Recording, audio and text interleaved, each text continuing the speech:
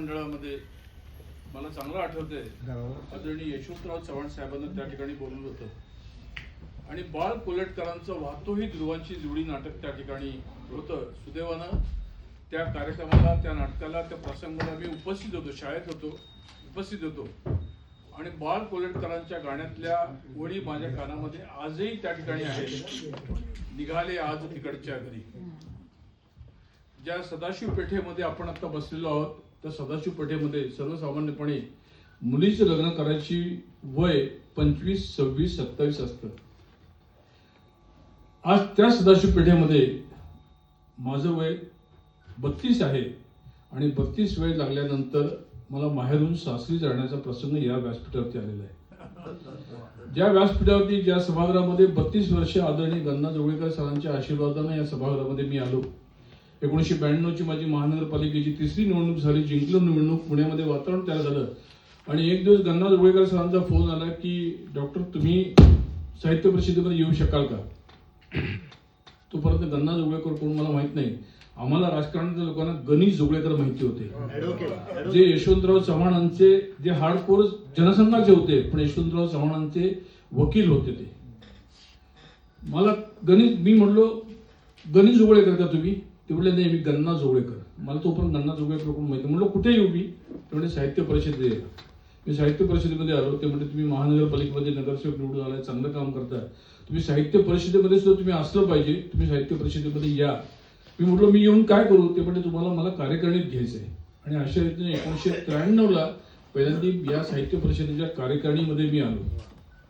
गेली 32 वर्ष या साहित्य परिषदेमध्ये कार्यकारिणीवरती काम केल्यानंतर आज माहेरी जाणाऱ्या मुलीचं दुःख काय असतं, त्या वेदना काय असतात, तिच्या डोळ्यात अश्रू येते म्हणजे काय, आणि आई वडिलांना सोडायचं म्हणजे काय, त्या सगळ्या वेदना, सगळं दुःख माझ्याही मनात तेवढंच आहे. ज्या साहित्य परिषदेमध्ये मी इथं आलो आणि इथं आल्यानंतर सांगितलं तर आपल्याला कदाचित आश्चर्य वाटेल, कदाचित खरंही वाटेल, या साहित्य परिषदेमध्ये इथं रक्त, अश्रू आणि घाम हे ओकणं म्हणजे काय. आपण ती म्हण म्हणतो, ऐकतो, वाचतो, अरे वा चांगलं म्हणावं असं म्हणतो, पण प्रत्यक्षात जेव्हा रक्त ओकायची वेळ येते, अश्रू ढाळायची वेळ येते आणि घाम गाळायची वेळ येते म्हणजे काय, याचा अनुभव मी 83व्या साहित्य संमेलनामध्ये घेतला.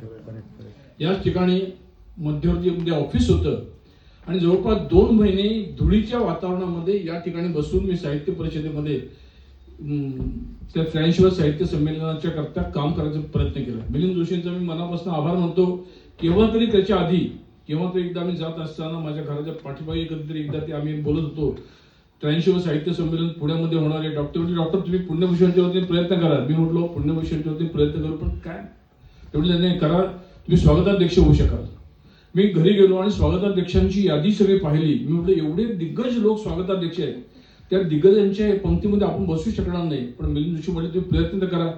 प्रयत्न केला, स्वागताध्यक्ष झालो. त्याही पेक्षा या ठिकाणी बसून 83व्या साहित्य संमेलनामध्ये काय करायला लागतं आणि काय केलं की काय त्रास होतो आणि काय चांगलं होतं, या सगळ्याचा टोकाचा अनुभव मी घेतला.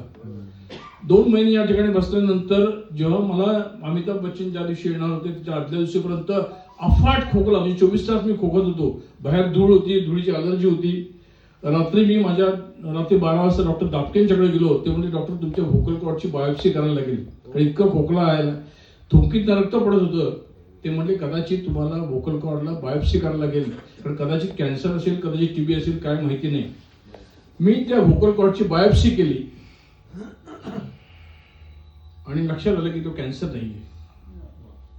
तो या धुळीमध्ये 2 महिने 3 महिने बसल्यानंतर झालेला त्रास होता आणि त्याच्यातनं रक्त, अश्रू आणि घाम हे गाळून साहित्य संमेलन करण्याचा प्रयत्न प्रामाणिकपणे मी आणि माझ्या सगळ्या सहकार्यांनी केला.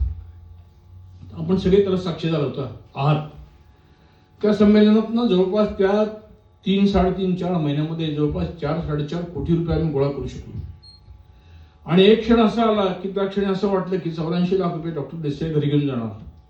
मग दररोज सकाळ संध्याकाळ टीव्ही चॅनलवाले, पेपरवाले लोक माझ्या घरी मोर्चे, पोलिसांचा बंदोबस्त, मला सिक्युरिटी, कोणी मला मारेल का काय, बाहेरनं मोर्चे, इतकं वातावरण होतं की एक दिवशी मी घरी, माझी आई होती, वयाची 87-88 वर्षी आई होती. आई रडायला लागली. ती म्हणजे कशाला भानगडीत पडलास तू.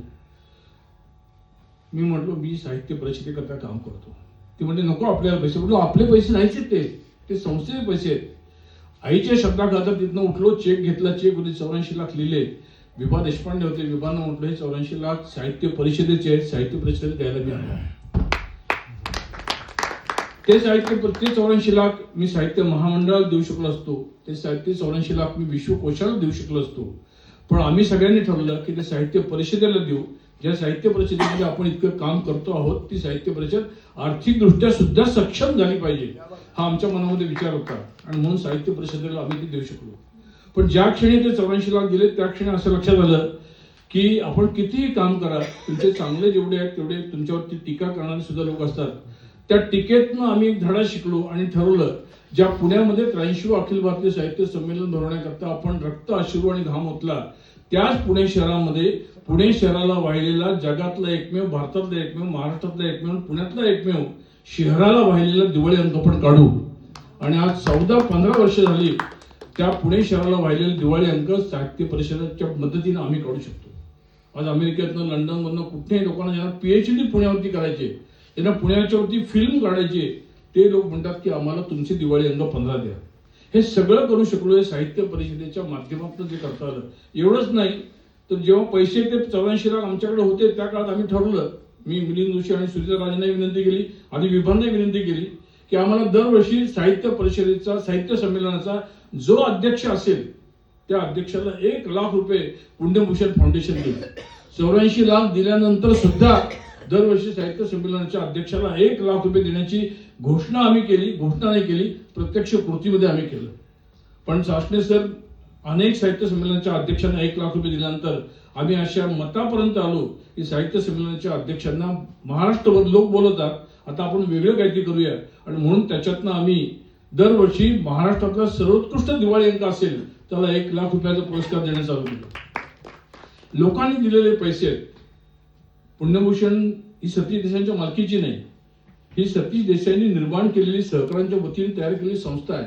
त्या संस्थेला साहित्य परिषदेचं पाठबळ लाभलं, साहित्य परिषदेचे सर्व सहकार लाभले. पण निपुंगे सर आणि सगळ्या जुन्या आमच्या कुलकर्णीचं, रत्नाकर कुलकर्णी, साहित्य संमेलन सर भरवलं, त्या बिचारांनी साहित्य संमेलन संबंध त्या ठिकाणचं स्टॉलची जबाबदारी घेतली. आज